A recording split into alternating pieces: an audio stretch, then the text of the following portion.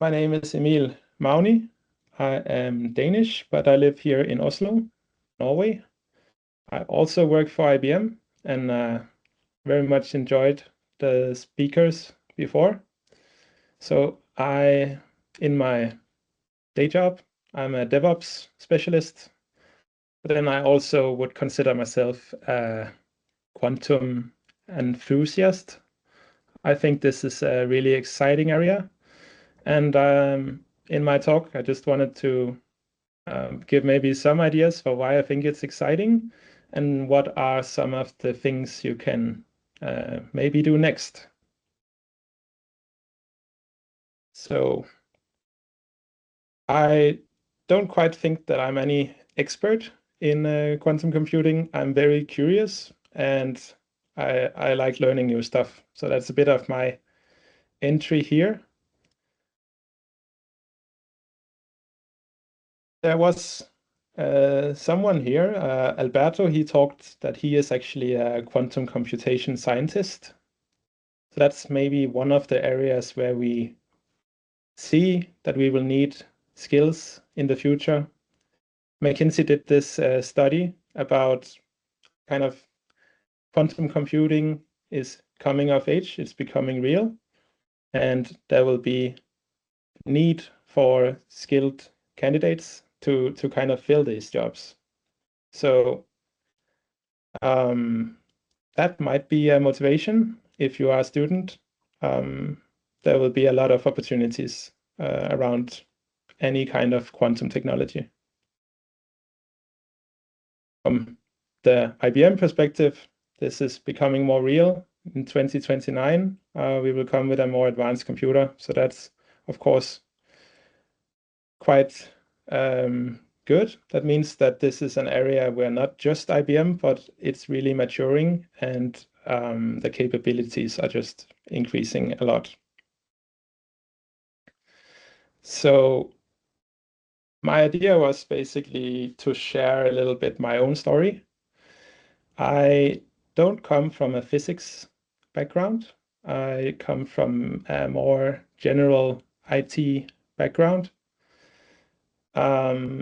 So my studies have been a bit more about how do organizations realize the value of new technology.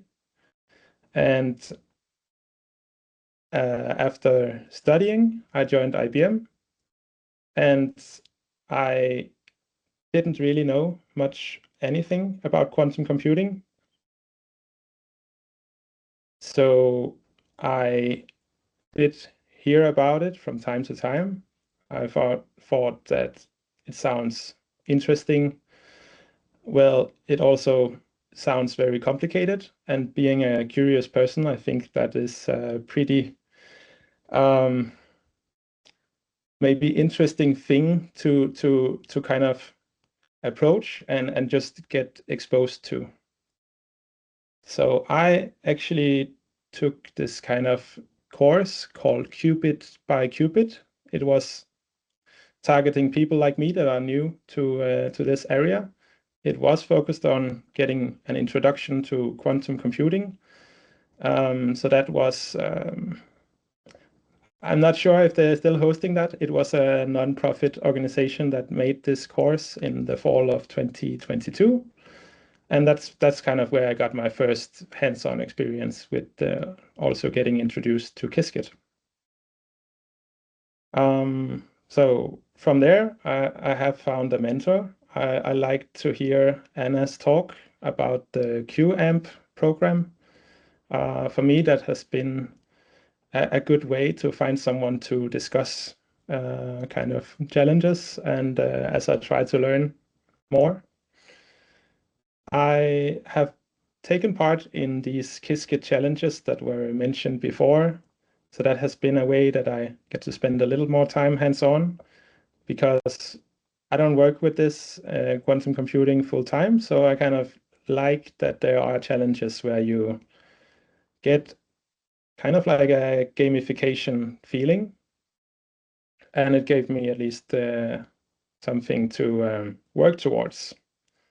So that's been a little bit of my approach. I kind of set out some goal it has been like, can I complete this Qiskit challenge? Can I complete the assignments in the summer school? And then the certification for me, it's like it's nice to have something to work towards that's concrete.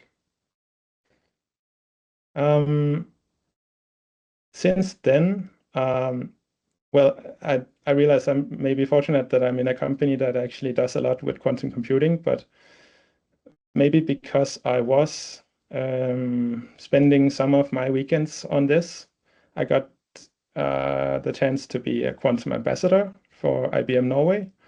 So that's where I kind of get to talk to some industry clients that are asking, what will this mean for my industry?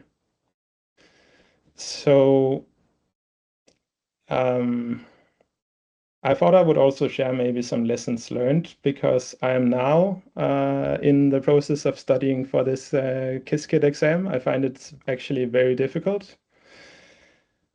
I did the previous one that you see on the left here, the 0.2. The new one, version 2, I find is quite difficult. I actually failed my first attempt. Actually, I have failed 2 times, and I will not give up. I'm going to try again. The first time, maybe a tip for you, if any in the room is going to do that exam, make sure to turn off your phone and put that away, because I actually got a phone call and failed the first time around.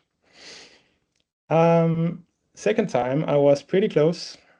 I think I got 45 questions correct, and you need like a couple more. So I'm gonna try again, study some more.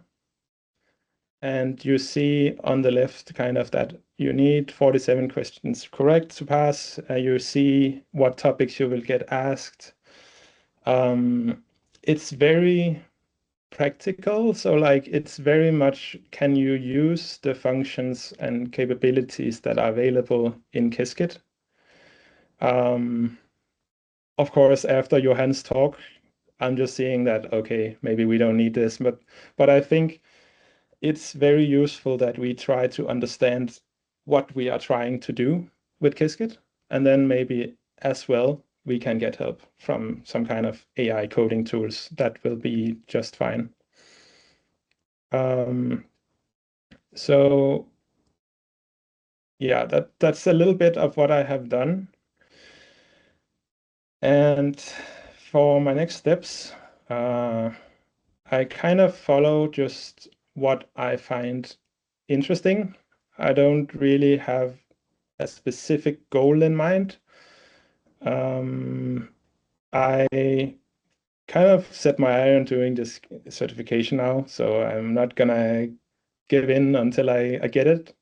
Then I will continue. I saw there was a course recently on Qiskit Learning about how to integrate high performance computing with quantum workloads.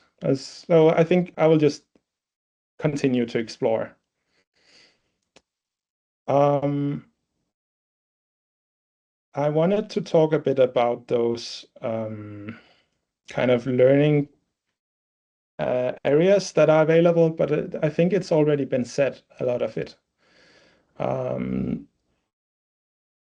If I was new again, yes, I would use the quantum learning portal.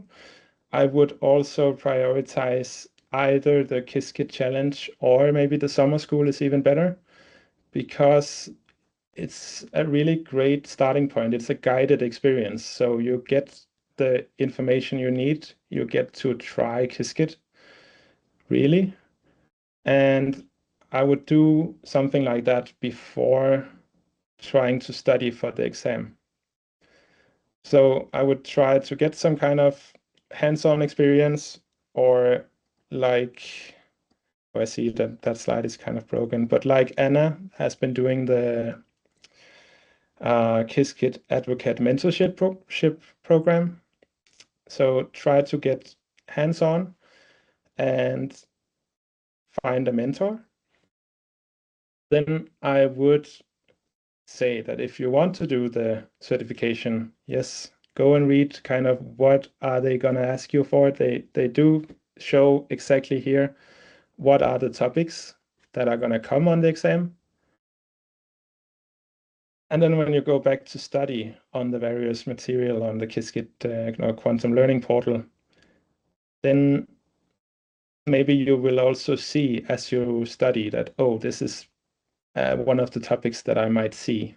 So I don't know. That's a bit of my approach, at least. I don't know if it's the right way to go about it.